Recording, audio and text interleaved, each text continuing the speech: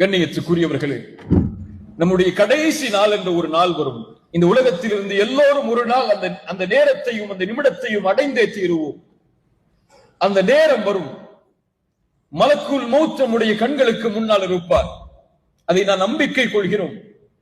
உயிர்களை கைப்பற்றக்கூடிய மலக்குகள் இருவர் நம்முடைய கண்களுக்கு முன்னால் வந்து உட்காருவார்கள். உயிர்களை கைப்பற்றும் போது எல்லா உயிர்களுக்கும் இதே நிலைமைதான். 2 மலக்குகள் வருவார்கள். வந்து அவர்களுடைய தலைமாட்டில் அமர்ந்து கொள்வார்கள். உயிர்களை கைப்பற்றி எடுத்து செல்வதற்காக.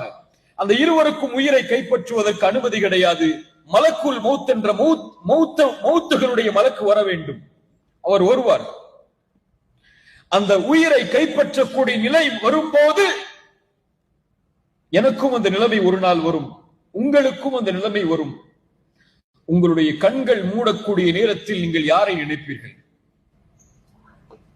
கொஞ்சம் கண்களை மூடி யாரை நான் கடைசியாக இந்த உலகத்தில் இருந்து பிரியும் போது நினைப்பேன் என்று எண்ணி பாருங்கள். யாரை நினைப்போம்? சிலர் சொல்லலாம் என்னுடைய பெற்றோர்களை நினைப்பேன், சிலர் சொல்லலாம் என்னுடைய மனைவியை நினைப்பேன், சிலர் சொல்லுவார்கள் என்னுடைய குழந்தைகளை நினைப்பேன், சிலர் சொல்லுவார்கள் என் நண்பனை நினைப்பேன். ஆனால் ஒரு இறைநம்பிக்கை கொண்டவன் யாரை நினைப்பான் தெரியுமா? யாரை நினைப்பான்?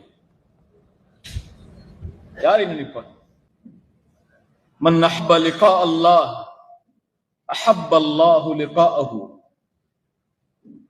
அவன் இந்த உலகத்தை விட்டு பிரியும் போது யார் அவனை படைத்தானோ, யாருடைய ஆதரவால் இந்த உலகம் முழுவதும் வாழ்ந்தானோ, யாருக்காக ரப்பி அல்லாஹ் என்று சாட்சி சொன்னானோ, யாருக்காக ஒவ்வொரு நேரமும் அல்லாஹ்வை வணங்கி தொழுதானோ, யாருக்கு முன்னால் பணிந்து சுப்ஹான ரப்பியல் அலா என்ற அழைப்பை கொடுத்தானோ, அந்த ரப்பை சந்திக்கக்கூடிய நேரம் வரும்போது அல்லாஹ்வை நினைப்பான்.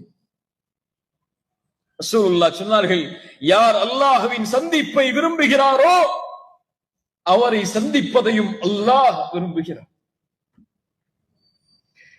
யார் அல்லாஹ்வின் சந்திப்பை வெறுப்பாரோ அவரின் சந்திப்பையும் அல்லாஹ் வெறுக்கிறான்.